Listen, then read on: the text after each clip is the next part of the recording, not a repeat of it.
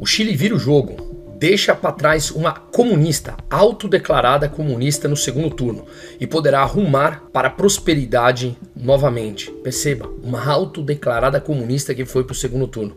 Enquanto isso, um discurso mofado de Lula, que mente sem limite, gasta o que é seu, sem a menor preocupação, mas dizendo que é para o seu bem, contrapõe todo o movimento de atração de capital da América Latina, de importantes países que vem mudando. Será que nós mudaremos? Vamos falar a respeito disso para que você entenda e, claro, se previna. Vamos adiante.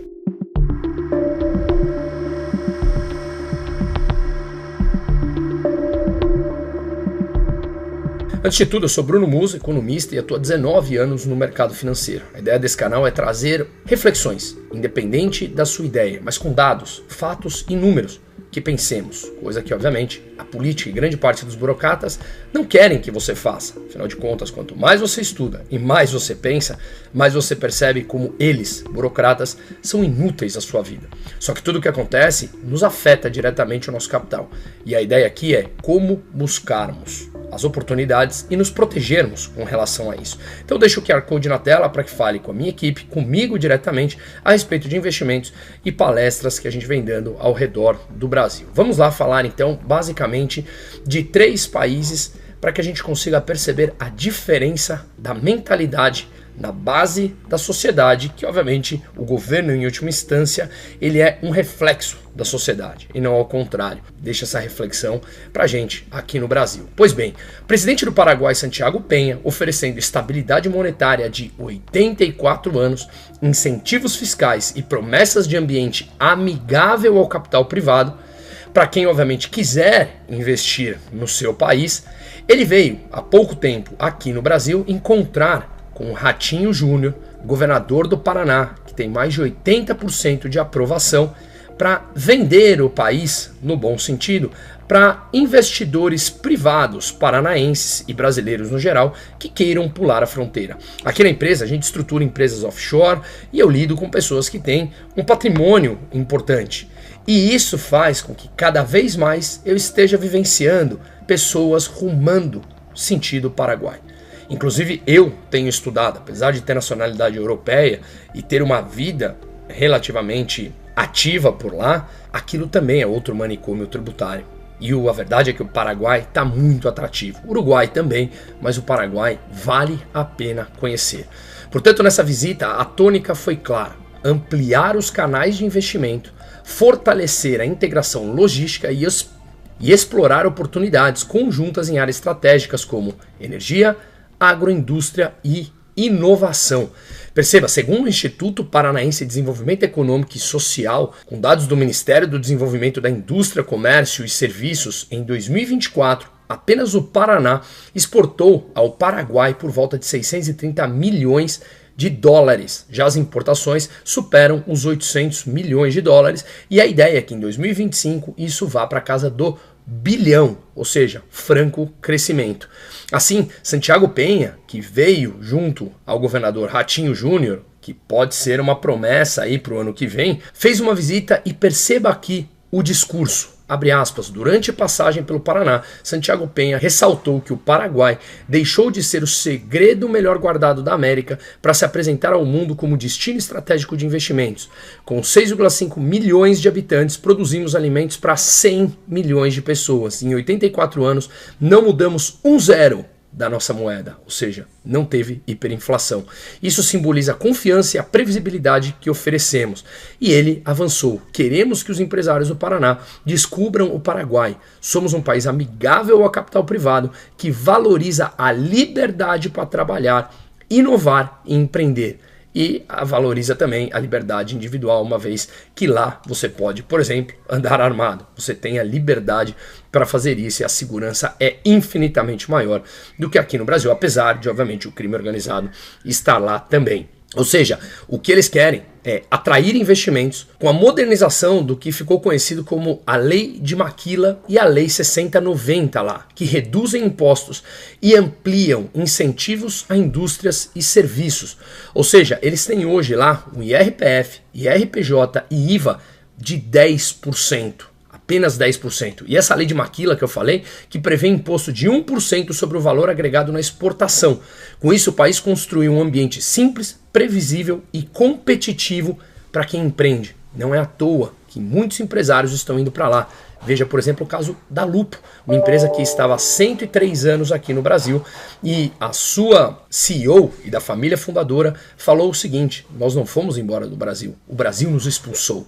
Veja, 103 anos. Eles passaram por ditadura de Vargas, Estado Novo, governo pré-militar tentando trazer ideias comunistas para o Brasil, governo militar, hiperinflação nos anos 70, nos anos 80, confisco da poupança no começo dos anos 90 com Collor, maxi desvalorização do real no final dos anos 90, Lula 1, Lula 2, Dilma, impeachment, greve dos caminhoneiros, enfim, tudo que passou. E eles falaram que agora o Brasil está expulsando eles do Brasil pelo manicômio tributário, o que se torna impossível produzir no Brasil com tamanha carga tributária. Portanto, Paraguai, um impressionante país que vem crescendo e atraindo cada vez mais capital privado, segurança, estabilidade e previsibilidade. Tudo que, infelizmente, o Brasil não vem fazendo. Um outro país importante, obviamente, que a gente fala bastante aqui sobre isso, justamente por ser da mesma escola econômica que eu, que é a própria Argentina. Milei, ele já reduziu encargos que prejudicavam pequenas empresas, promoveu reformas trabalhistas, cortou regulações, licenças e controles que travavam a iniciativa privada e anunciou a simplificação do sistema tributário. E vale lembrar que há um tempo atrás, lá em Davos, Milei chamou empresários de herói e diz que o Estado é um problema.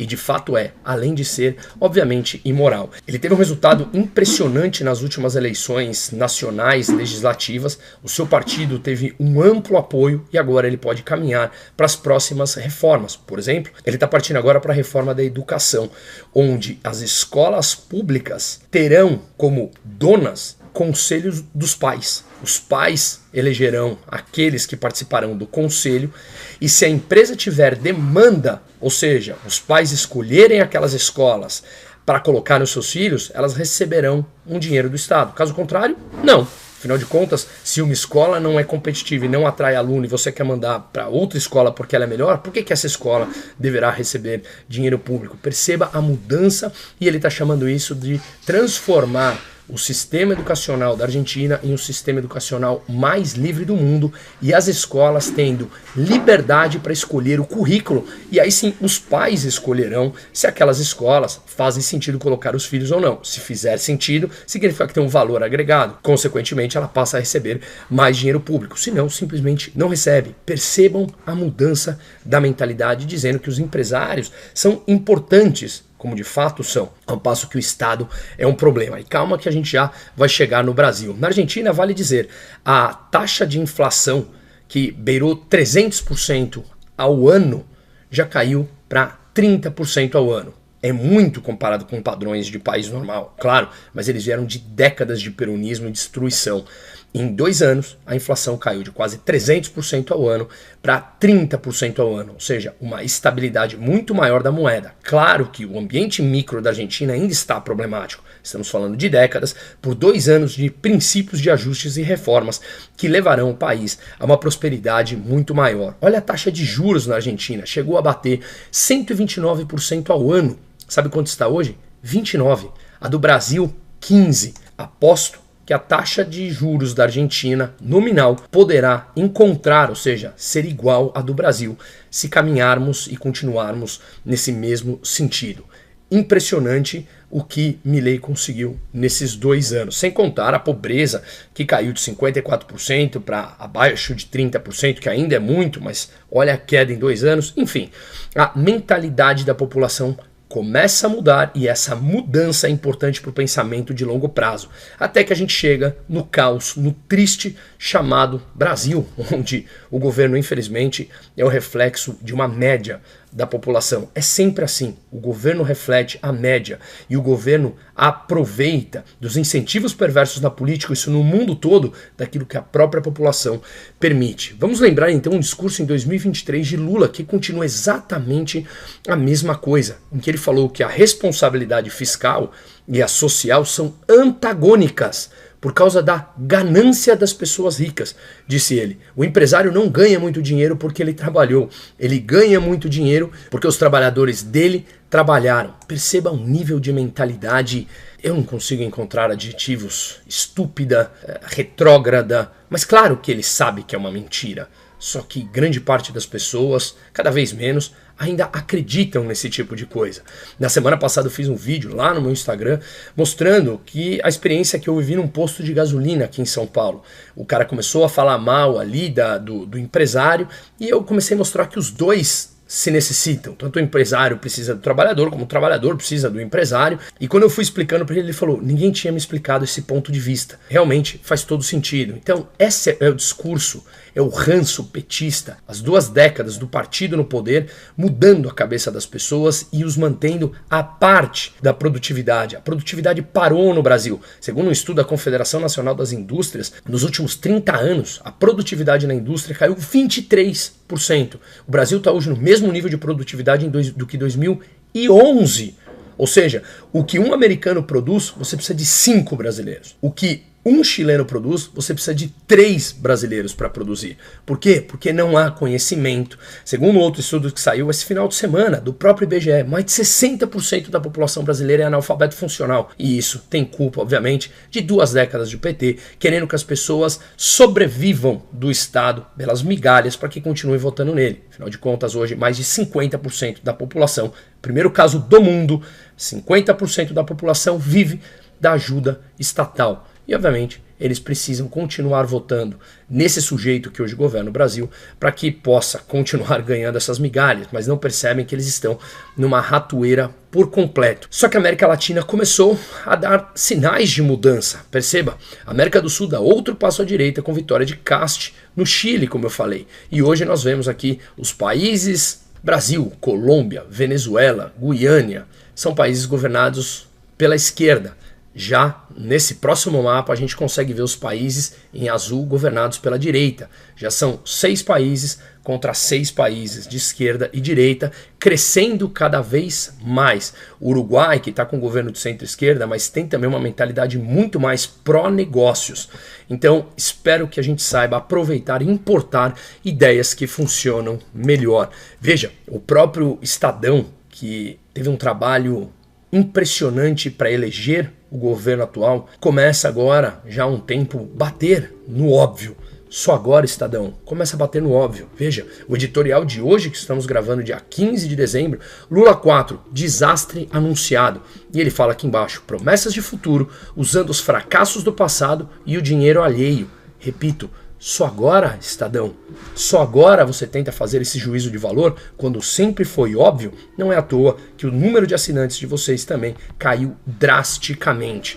E aí a gente começa a ver oportunidades no Brasil e importantes formas de proteção do patrimônio. Na minha opinião, teremos uma mudança de governo no ano que vem, apesar daquela sujeira que nós vimos, onde um país disfuncional, um ministro do STF vai a um evento de inauguração de uma televisão. Fica óbvio que há conchavos ali. Um ministro do Supremo que deveria se pronunciar apenas nos autos estava num evento de lançamento de um canal de televisão, junto do Lula, junto de Tarcísio, que se cumprimentaram, deram sorrisos, ou seja, tudo muito protocolar dentro da política. Veremos. Eu, felizmente, não faço parte, nunca farei e não conheço os meandros da política. Mas que a coisa é suja por completo, ela é. No meu entender, isso pode dar ainda para o Flávio, pode dar para o Tarcísio, pode dar para o Ratinho Júnior, que tem uma máquina, que é o próprio pai, para usar da sua expansão e do seu conhecimento em estados onde o PT predomina e predominou mais no passado. O Brasil precisa urgente de uma mudança. Assim como falou a hipocrisia do Estadão agora, isso fica muito óbvio. Fracassos do passado querendo ser usado novamente para solucionar problemas do futuro, distribuindo o seu dinheiro. Ou seja, cuidado, quando o Lula fala que a responsabilidade fiscal ela é antagônica da responsabilidade social, há uma clara manipulação nisso. Quando ele gasta mais do que arrecada, se endivida mais, a moeda perde poder de compra. Sabe o que é isso? Inflação. Você percebe isso? Eu sei que sim. Ou seja, ao perceber isso, ao perder poder de compra mais inflação, significa que a responsabilidade social que ele diz vai por água abaixo, porque o imposto e a inflação é o mais perverso que tem. Tira o poder de compra das pessoas que cada vez mais necessitam do Estado e, consequentemente, acreditam em discursos fajutos como esse. Parabéns ao Chile, parabéns à Argentina que vem evoluindo, a Colômbia deverá passar por uma mudança em breve, a Venezuela também, e assim a gente vai aniquilando esse tipo de ideia retrógrada que simplesmente coloca mais pessoas na pobreza. Se você ainda não percebeu isso, olha o histórico ao longo de vários países das últimas décadas. É simples assim. Reflitamos e deixe o véu da polarização política cair. Apenas pense com dados, fatos e números. Seguimos.